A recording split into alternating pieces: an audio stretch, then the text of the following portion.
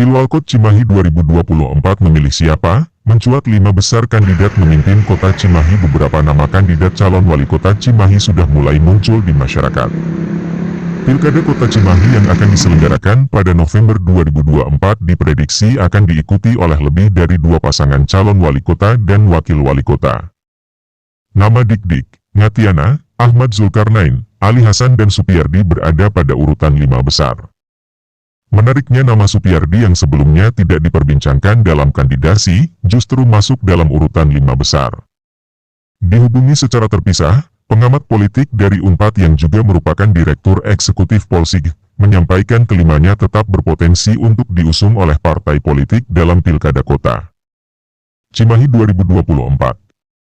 Pengamat politik Unjani, Arlan Sidda, mengungkapkan, akan banyak kejutan pada Pilkada di Kota Cimahi. Nama-nama calon yang beredar mungkin bagi masyarakat Cimahi bukan nama-nama baru. Nama Dik-Dik sudah dikenal di tengah masyarakat sebagai sekda, nama Ali Hasan dikenal masyarakat sebagai politisi senior, Pak Ngatiana sebagai mantan wali kota Cimahi, sementara 2 nama lainnya Pak Ahmad Zulkarnain sebagai ketua DPRD Cimahi dari PKS dan kemudian Pak Supiyardi termasuk tokoh kuat di PKS. Ini membuktikan bahwa di Cimahi nama-nama tokoh tersebut bisa menjadi harapan ke depan kota. Dari salah satu di antara kelima kandidat calon wali kota Cimahi yang terkuat tersebut, yang berhasil kami temui di tempat tinggalnya yaitu Haji Supriyadi mengatakan sebagai berikut. Bismillahirrahmanirrahim. Assalamualaikum warahmatullahi wabarakatuh.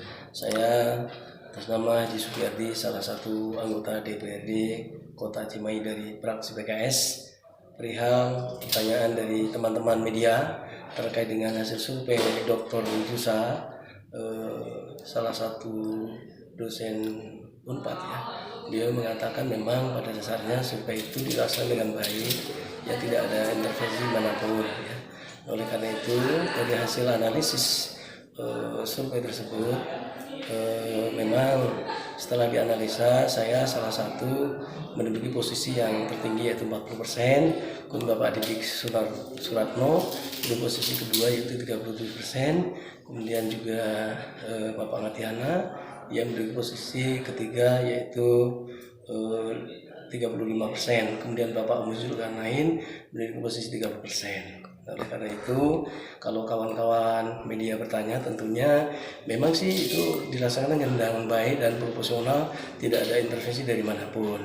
Kemudian, kalau berkaitan tentang gagasan untuk Cimahi, ya sebagai masyarakat Cimahi tentunya saya kalau diminta oleh masyarakat kenapa tidak gitu ya. Nah, apalagi dari partai memang kami dididik di kader oleh PKS itu memang harus siap menghadapi segala hal. Nah, oleh karena itu manakala nanti atasan saya yang menunjuk saya harus mau dijadikan salah satu kandidat wali kota Cimahi 2004-2029 ya kenapa tidak begitu ya.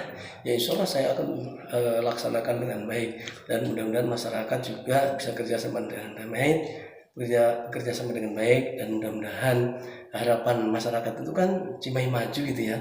Nah kalau maju tentunya ya kita sesuaikan ke harapan masyarakat apa sih, misalnya di bidang agama gitu ya. Ya memang di masyarakat Cimahi itu banyak para kiai, para pesantren, ya wajar kita optimalkan juga di bidang agamanya, juga terkait dengan ada agama-agama lain misalnya agama Kristen, kemudian Buddha dan sebagainya. Nah mereka juga perlu kita support gitu ya. Nah oleh karena itu sebagai pemerintah kota memang wajib untuk memperhatikan mereka ya. Nah itu yang pertama. Kemudian kalau di bidang ekonomi ya, di sini memang 430 perusahaan itu cukup banyak ya. Nah, oleh karena itu perlu kita support juga, kita apresiasi, kemudian kita layani dengan baik sehingga para pengusaha ini betah di Cimahi. Kemudian juga termasuk para pengusaha kecil mikro, masyarakat Cimahi senang gemar memproduksi ya produk-produk UMKM ya. Nah ini juga harus difasilitasi, misalnya ada sentralisasi produk UMKM misalnya. Kemudian juga dibantu dengan banyak teknologi sekarang, apalagi dengan adanya teknologi yang maju ya, globalisasi ini tentunya kita sangat mudah memasarkan produk-produk para UMKM. Nah misalnya dengan IT yang adanya BITC ya, kita optimalkan dengan baik sehingga produk-produk UMKM ini bisa dijual dengan mudah.